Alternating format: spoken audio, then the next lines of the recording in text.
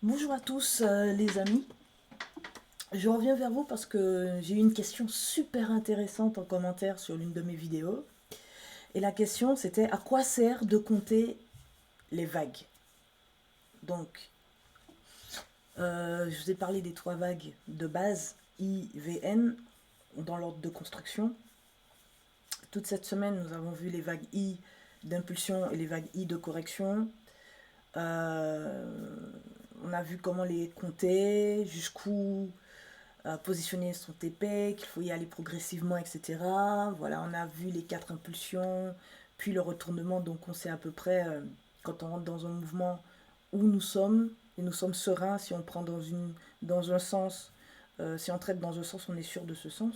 Eh bien, j'ai répondu à cette personne.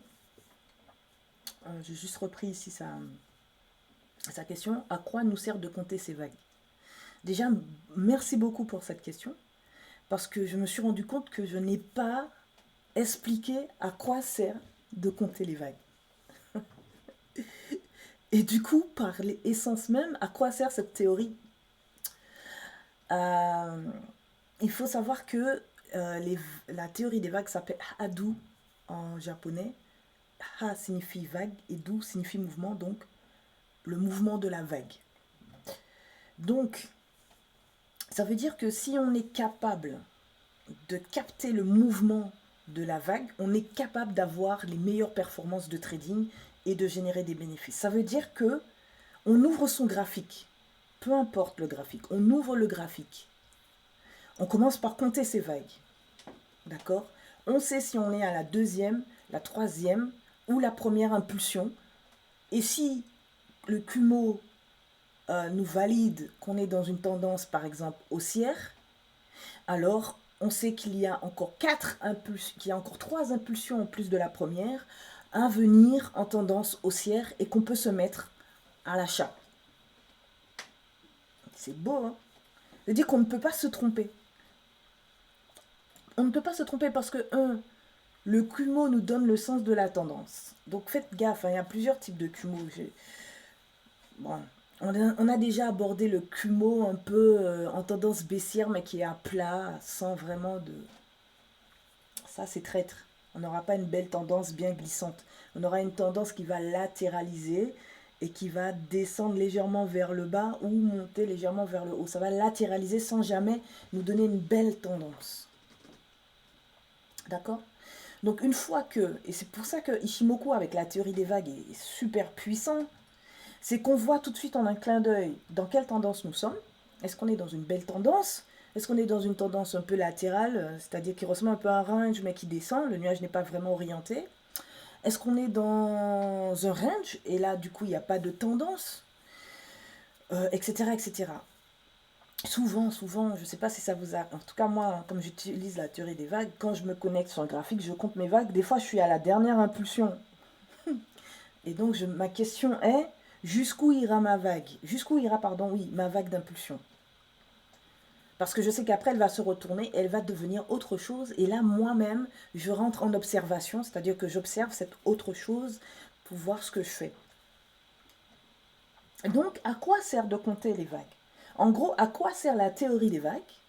Elle sert à capter un mouvement, ok, et ainsi d'avoir de meilleures performances et de générer du bénéfice. Parce qu'on va ouvrir n'importe quel graphique, on se met à compter les vagues.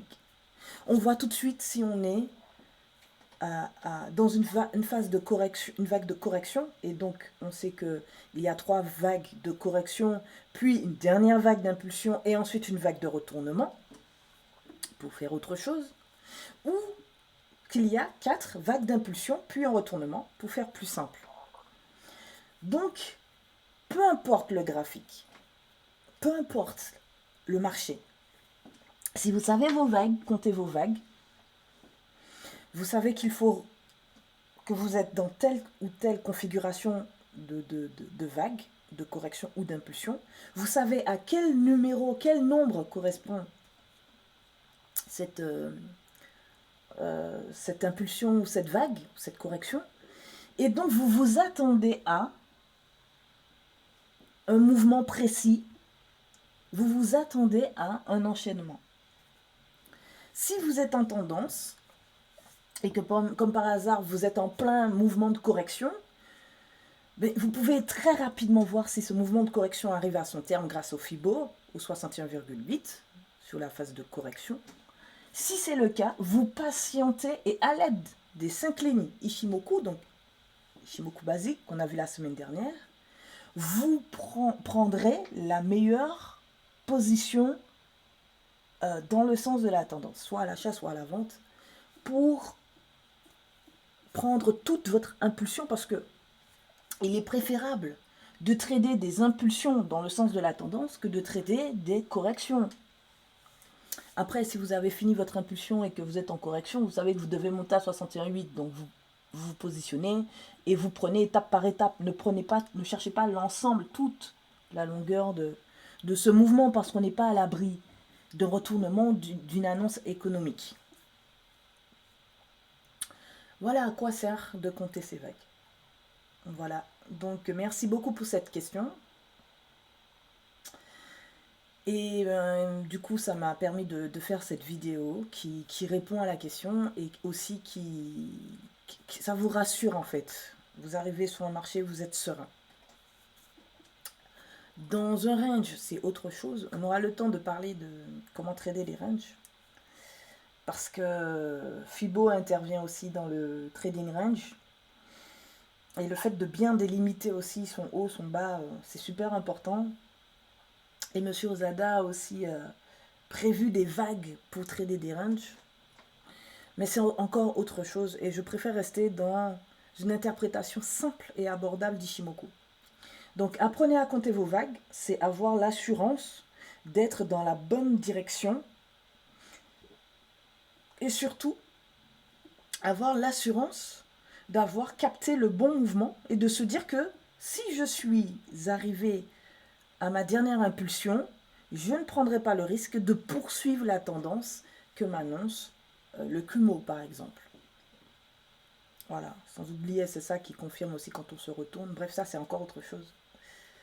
Voilà, donc les amis, je vous souhaite une excellente journée et je vous dis à très vite sur ma chaîne.